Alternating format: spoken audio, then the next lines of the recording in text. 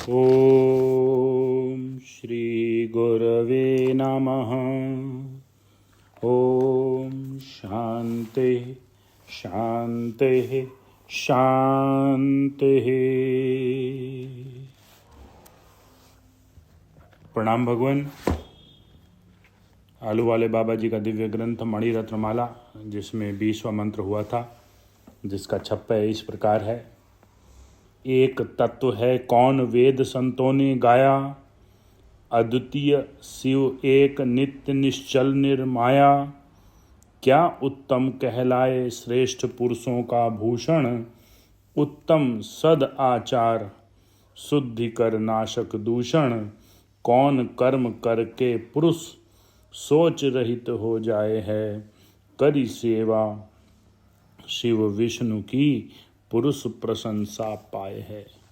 जिसमें बताया कि एक अद्वितीय तत्व शिव तत्व है, इसे समझना चाहिए कि तत्व से भिन्न जो कुछ है वह सब अतत्व रूप है और आत्मा ही सत्य है, आत्मा ही वह तत्व है और वह आत्मा ही परम शांत आनंद स्वरूप है। उसको जानना ही आत्मज्ञान है। अब आगे, इसके सिवाय किसी अन्य स्थान में, क्रिया में अथवा उपासना में परम शांति की प्राप्ति नहीं होती। जब तक भेद भावना की निवृत्ति नहीं होती, तब तक शांति की आशा करना व्यर्थ है। भेद भावना की निमित्त अद्वितीय तत्व के बोध से होती है। इसलिए सबसे परम सच्चा और अंतिम तत्व यह ही है। जिस तत्व को वेद के जानने वाले अक्षर कहते हैं, वैराग्य वाले यति लोग जिसमें प्रवेश करते हैं और जिस तत्व की इच्छा करके ब्रह्मचर्य का आचरण किया जाता है, वह ही अद्वितीय परम तत्व है।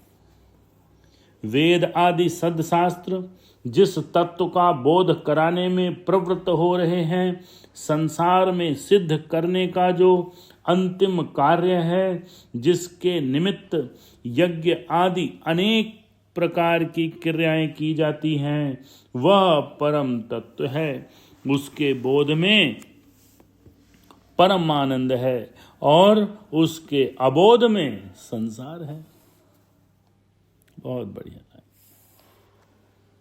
लोक में देखा जाए अथवा कल्पना में आ सके, इस प्रकार का यह तत्व नहीं है। यह तो अद्वितीय है। करोड़ों में कोई एक संस्कार वाला पुरुष वैराग्य और अभ्यास आदि पूर्ण प्रयत्न से उसको प्राप्त कर सकता है। जो प्राप्त हुआ ही प्राप्त होता है, वह अद्वितीय तत्व है। जिसको शिव तत्व कहो, विष्णु का परम पद कहो, ब्रह्म कहो, सत्य कहो, सच्चिदानंद कहो, वह ही अद्वितीय तत्व है। जिसको प्राप्त करके अन्य प्राप्त करना शेष नहीं रहता, वह शिव तत्व है। बहुत बढ़िया। जिसको प्राप्त करके कुछ अन्य प्राप्त करना शेष नहीं रहता, वह शिव तत्व है। प्रपंच से रहित जीव, ईश के भेद से रहित, भेद का निर्वर्तक अभेद तत्व कहलाता है। दृष्टा, दर्शन और दृश्य रूप प्रपंच जिसमें बड़े बड़े मोह को प्राप्त होते हैं, ऐसे मोह की जहाँ निवृत्ति हो जाती है और त्रिपुटी टूट जाती है, जप तप दान अध्ययन यज्ञ भक्ति और ज्ञान का जो निचोड़ है, वही ब्रह्म तत्व है। इस तत्व की प्राप्ति करके, पुत्र करके, शास्त्र करके अथवा क्रिया करके नहीं होती।